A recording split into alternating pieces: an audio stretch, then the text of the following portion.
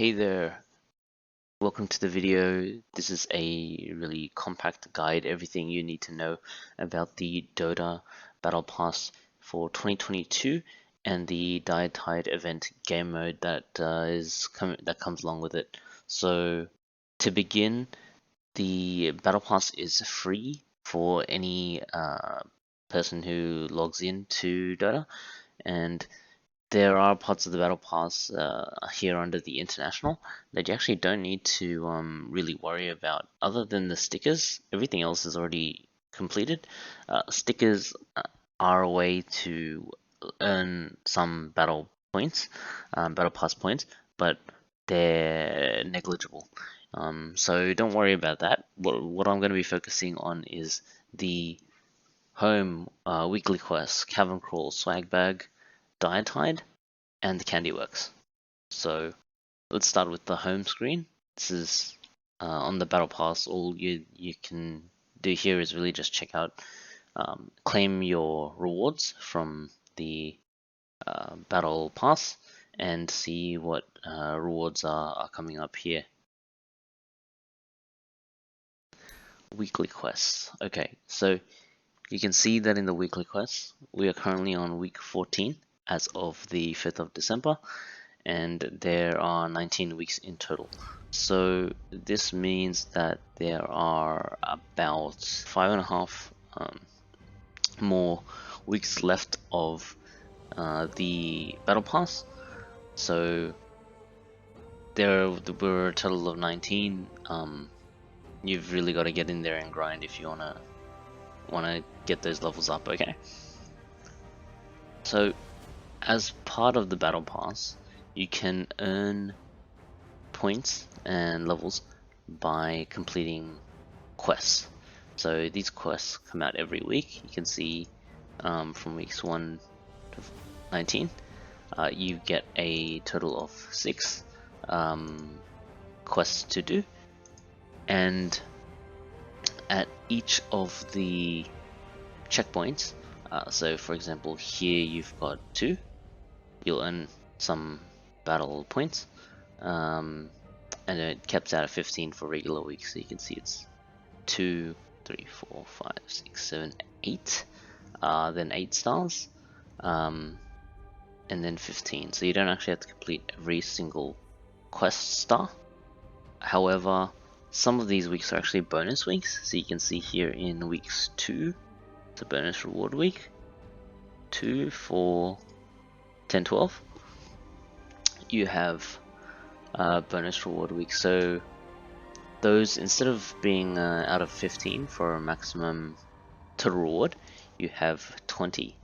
And at each of these checkpoints, instead of getting a fixed number of points, you get a chest, and the chest gives you a chance of receiving either 1, 2, 4, 8, 16, or 32 Battle Pass levels. So these ones are more valuable in terms of the potential reward that you can get from them. So if you're going to be doing your quests, try to prioritize the ones in these extra bonus weeks.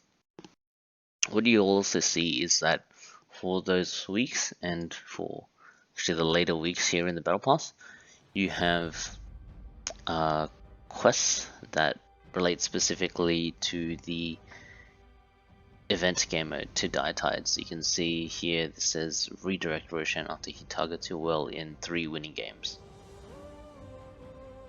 So these can be completed in normal Dota, regular games.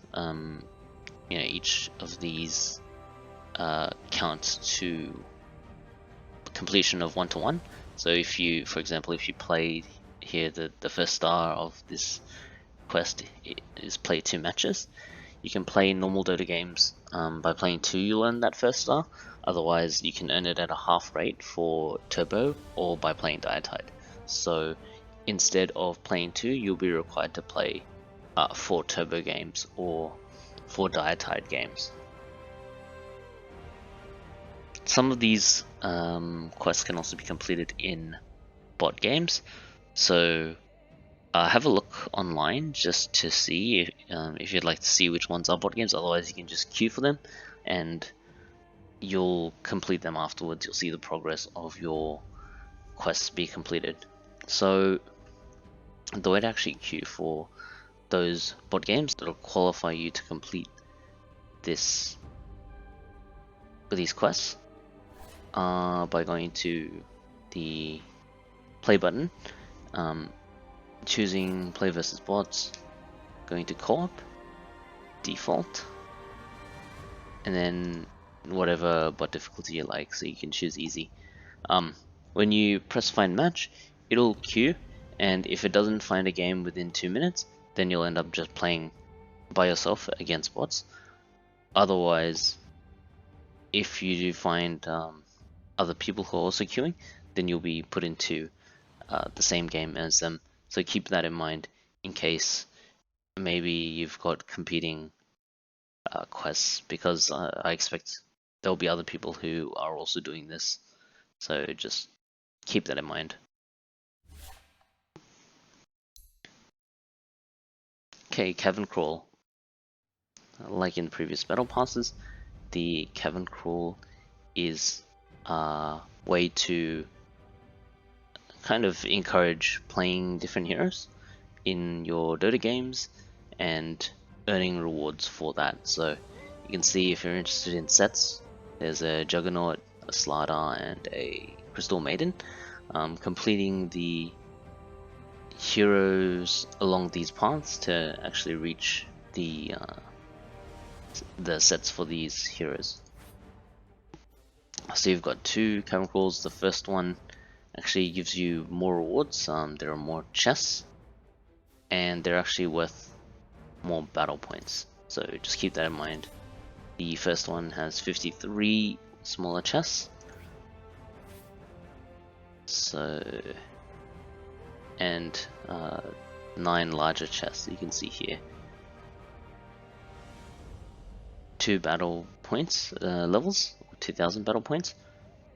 There are 9 of these chests, and there are 53 quarter battle pass levels, or 250 battle points. So this is for the initial map. And on the second map, you have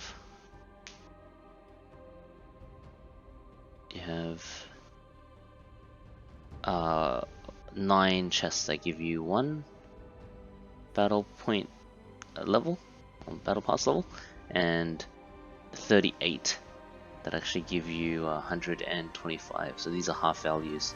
Keep that in mind. But if you choose to complete the second map, you'll also get style unlocks for the sets. However, to actually earn sets, you need to complete the first one. Okay, and like with the quests, you can complete hero challenges on the Cavern Crawl for half values by playing and winning with them in turbo games and also in Diretide.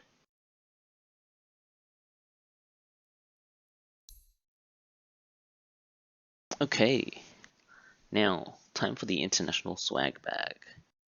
This is basically the easiest thing that you can get in the battle pass. It basically gives you a free battle pass, so you can claim that here.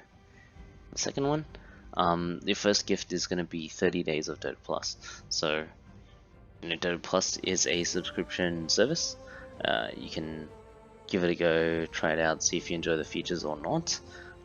But that's something that's nice of Valve to gift us with. And the third thing is any Arcana. So you can get a free untradeable Arcana from the Dota 2 store. The swag bag also cannot be claimed unless you have played at least 10 games of Dota between the start of the international and the end of January. So get your 10 games in. You don't have to win, you can lose them, and it can also be in the turbo mode.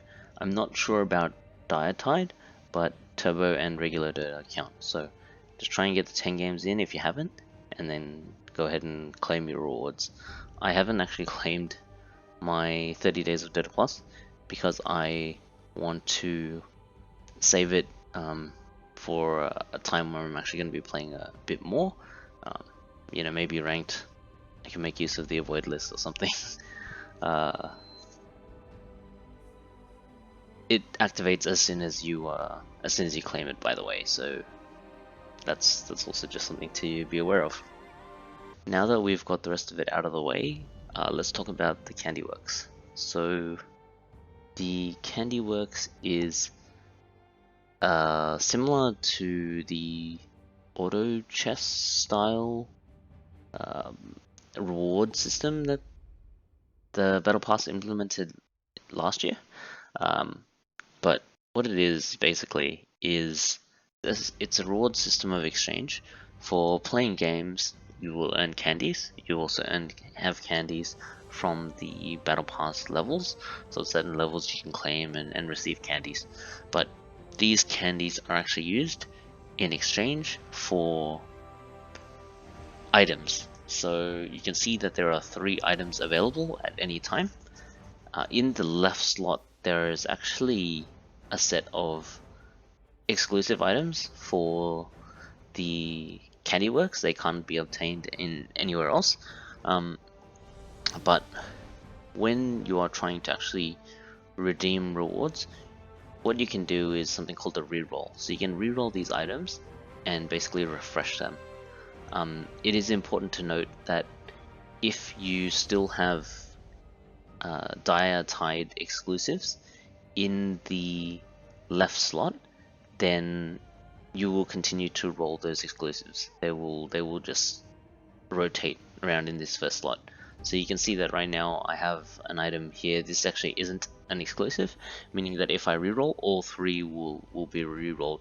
So if you want to maximize your chances of getting, you know, whatever items you're looking for here, whether it be rare battle pass levels or the arcanas, I would recommend trying to exchange all of your candies for whatever's in the left slot until you stop getting those. So they are Diretide Couriers, a Roshan, Cosmetic Roshan, and a Warlock set. Okay, so once you've cleared those, then you'll know that I can continue to reroll, and then I'll have a chance, you know, of getting an Arcana here or 25 Battle Pass levels. So just on the topic of those rewards, the Arcanas and the Battle Pass levels, 25, are the only ones that are worth redeeming for, because the others, for example, this Mortal Treasure, it is a lot of candies. It's very costly, it's very expensive. You can see that right now I have 49 candies. I also have empty slots here, so something that you should make use of is this exchange here. So every week the exchange changes. What you should be doing is, if you have the space, you should be trying to trade up. So you can see here it costs 2 candies, and these pink ones here, Stonehall Sweeties, you should be exchanging these 2 for 4. You should always look for favorable trades. Like here I have 3 candies that I can trade for 4 candies, because later on when you want to trade for a specific type of candy that you don't have, for example, it's going to cost 3. So I would avoid this, and I would just go with trying to exchange up and get more candy. You don't want to have too much of one candy though, but yeah, if you just fill slots, you'll just be pulling more candy out of your reserves, which may not be necessary if you can pull off the right trades. So just keep that in mind. If you don't have enough candy for something right now, you can always exchange and create more candy, basically. Okay, so here I'll show you what it looks like when you reroll.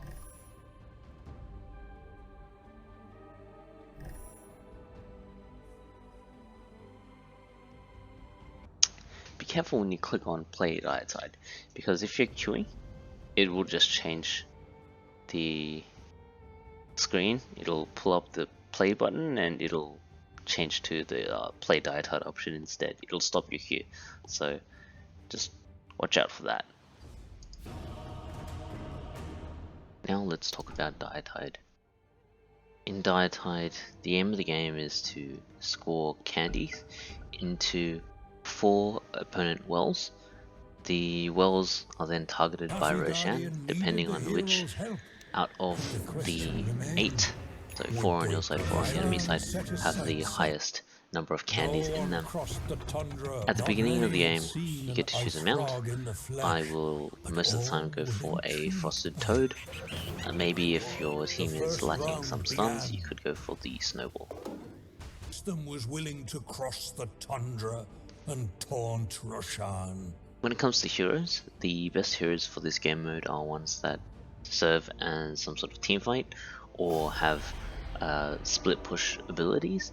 So for example, if you're playing Undying, you have your Tombstone, you've got abilities that help amp your team's damage.